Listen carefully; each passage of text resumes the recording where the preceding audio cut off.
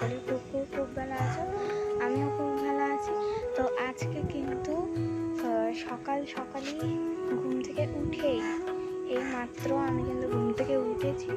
আর ঘুম থেকে উঠেই কিন্তু আজকে আমি এই গাছগুলোতে জল দিয়েছি। আর আজকে কিন্তু বেশ সুন্দর সুন্দর ফুল ফুটেছে, বিশেষ করে এই ফুলটা আমার ভীষণই ভালো লাগে।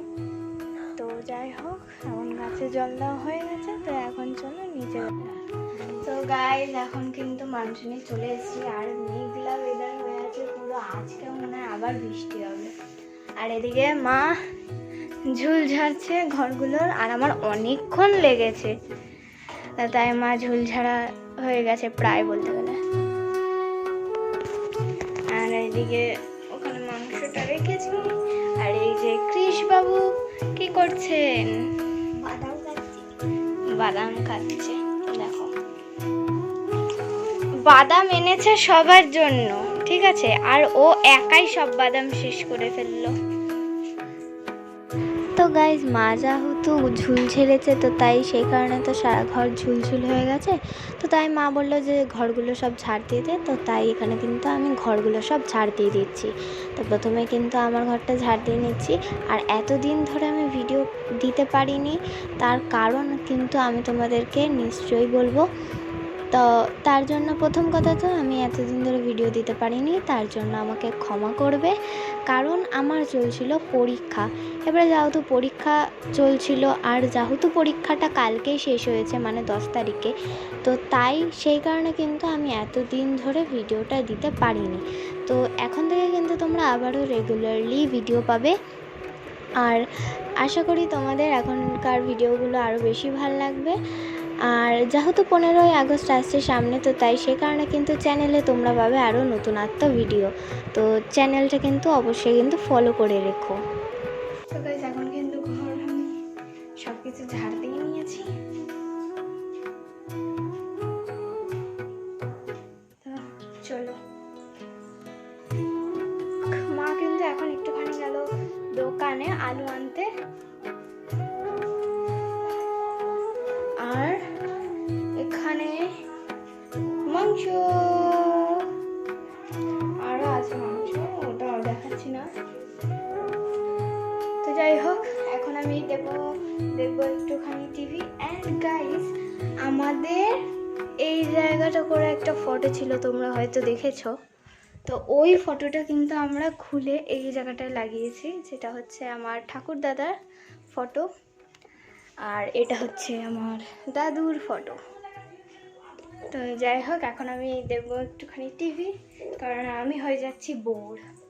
তো চল, এখানে কিন্তু মা মাংসটা বসিয়ে দিয়েছে। আর এখন আমি জলের বোতলগুলো ভরে তারপরে চান করতে চলে যাবো। তো চলো এখন হাতে করে জলের বোতলগুলো ভরে ফেলি। তো গাইজ এখন কিন্তু দেখো, এখানে লাল লাল কষা কষা মাংস রেডি হয়ে গেছে। আর এখানে কি হচ্ছে? এটা চিকেন পকোড়া। এটা হচ্ছে চিকেন পকোড়া, আজকে সন্ধ্যাবেলা হবে। তো যাই হোক, এখন প্রায় অনেক কাজই করা হয়ে গেছে, তো এখন আমি স্নান করে নেব। তো গাইজ এখন কিন্তু আমরা মামা বাড়ি থেকে চলে এসেছি, আর এখন দেবো সন্ধে।